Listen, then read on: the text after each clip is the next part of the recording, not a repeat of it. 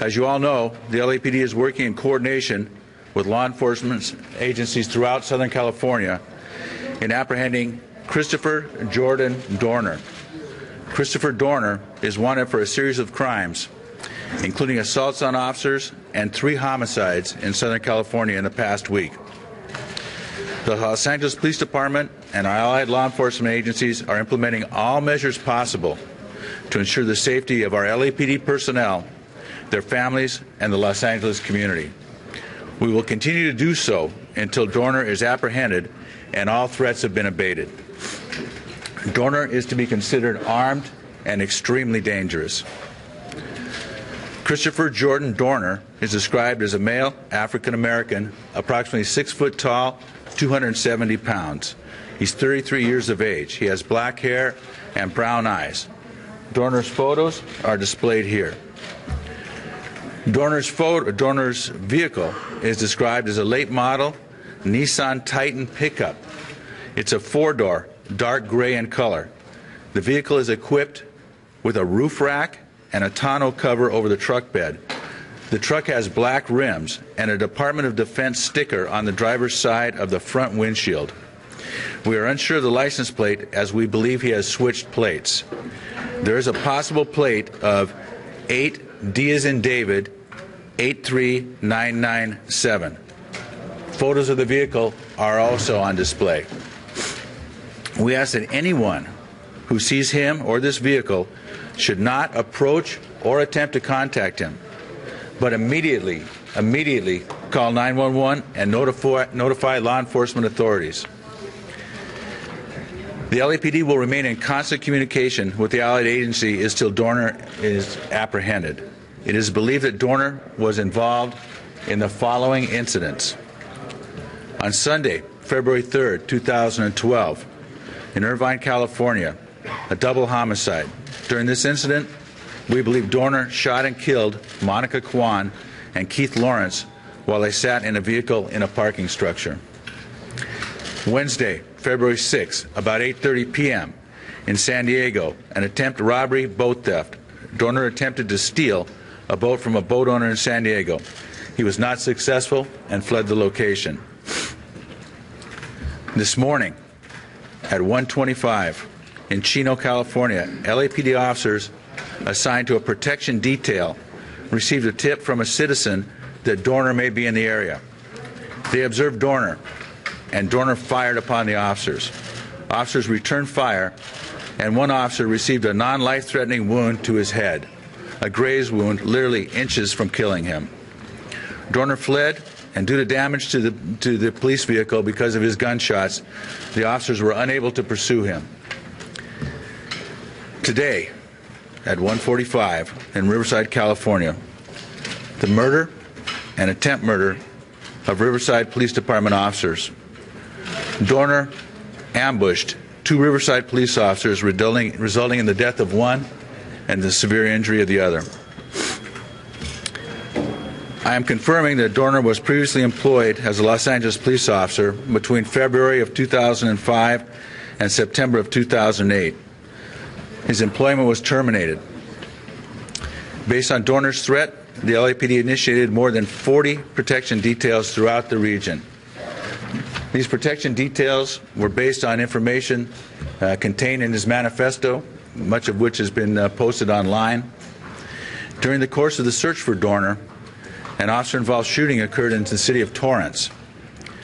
During that incident, which occurred about 5:15 this morning, LAPD officers received information that a vehicle matching the description of the suspect's vehicle had been seen in the area of one of our primary protection details, one of the people that was under the most serious level of threat.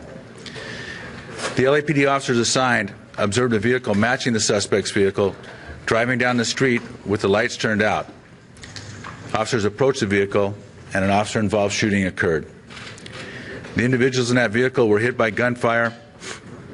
Both were transported to a local hospital. One has a minor gunshot wound and is in the process of being released. The second person is in stable condition with 2 gunshot wounds. Tragically, we believe that this was a case of mistaken identity by the officers. The hearts of the Los Angeles Police Department and my own go out to the families that lost loved ones due to Dorner's criminal actions. Anyone who sees Dorner should contact 911. Anyone who has information or tips regarding these crimes is asked to call the Robbery Homicide Tip Line. Number is 213-486-6860, or the LAPD 24-hour tip line at 877-LAPD 24/7. Anyone wishing to remain anonymous should call Crime Stoppers at 1-800-222-TIPS.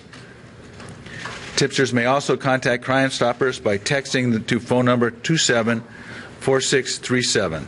That's crimes on most keypads. All text messages begin with the letters LAPD. Tipsters may also go to LAPD online and report information, and we will act on that information. The city mourns the deaths of Monica Kwan, Keith Lawrence, and our brave Riverside police officer. I also feel great sadness for the injuries suffered by my officer, the second Riverside officer, and the two uninvolved citizens in Torrance. With that, I'll answer a very few questions. I will not answer specific questions about the Irvine homicide investigation. That the primary agency on that investigation is the Irvine Police Department. But I will answer general questions. Chief, now in San Diego, there's a barricade situation at a hotel at Point Loma Base, we're being told, by San Diego Police Department. Our helicopter's over it. Do you have any information if this is indeed Dorner holed up in that hotel at Point Loma Base? I have nothing I can release on that at this time. Chief, the confusion on the color of the vehicle, are you sure what for a while it was blue, now it's gray? What is well, for those familiar with the Nissans, they have a series of dark colors that are very similar, especially at night, and they have a blue-gray, bluish-gray, and so they're easily confused. But we believe that the manufacturer would list the color as gray. Chief, is one of the scariest things going on here right now. I walked in with a commander this morning and said that this guy knows what he's doing. Was that especially frightening to you? Well, of course he knows what he's doing. We trained him. He was also a member of the armed forces. It is extremely worrisome and scary, especially to the police officers involved. You know, the Riverside officers were cowardly ambushed. They had no opportunity to fight back, no pre-warning. You know, imagine going about your workday having to worry about that threat. Chief, the donor is actually blaming the LAPD for his actions. That's what we're reading. You're talking about a homicide suspect who has committed atrocious crimes, and if you want to give any attribution to his ramblings on the internet, go right ahead. But I do not. Sure. What kind of artillery? You will not be looking back at his allegations. Armed? What kind of artillery do you believe? He has multiple weapons at his disposal, including assault rifles. Specific allegations about him being a victim of some sort of investigation that never saw its way through. Will you be looking back at that case as a result of that? We look at everything. That case was thoroughly adjudicated. It was reviewed at multiple levels.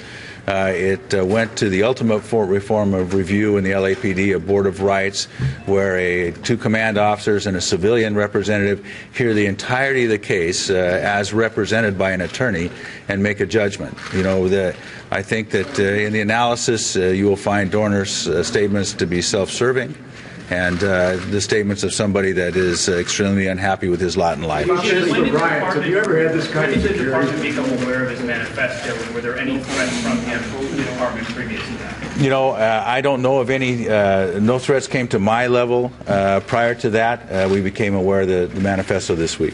Do you guys have the manpower? I mean, we're talking about obviously the detail that you guys are doing, the protective detail, you have officers outside. I mean, does LAPD have the manpower to adequately protect all of your officers and their families from this threat? It's extremely manpower intensive. But the safety of my employees, people that come on the job, to protect the lives of strangers is of utmost importance to me, and I will expend whatever resources necessary. Chief, obviously he's monitoring the lead and know what you know and where he might be. If you could direct a message to him at this time, what would you say? Well, I would tell him to turn himself in. This has gone far enough. Nobody else needs to die. The Riverside chief called this a direct attack on his department. Would you qualify this as a direct attack on LAPD? This, if you read his manifesto, this is a very LAPD is a specific target, but all law enforcement is targeted. This is a vendetta against all of Southern California law enforcement, and it should be seen as such. Chief, one more question, last one. Chief, he says the killings are going to continue until you publicly come out and clear his name. Is that going to happen? It is not going to happen. And thank you very much. Everybody, appreciate it. I have a Spanish speaker who'll be right here. He will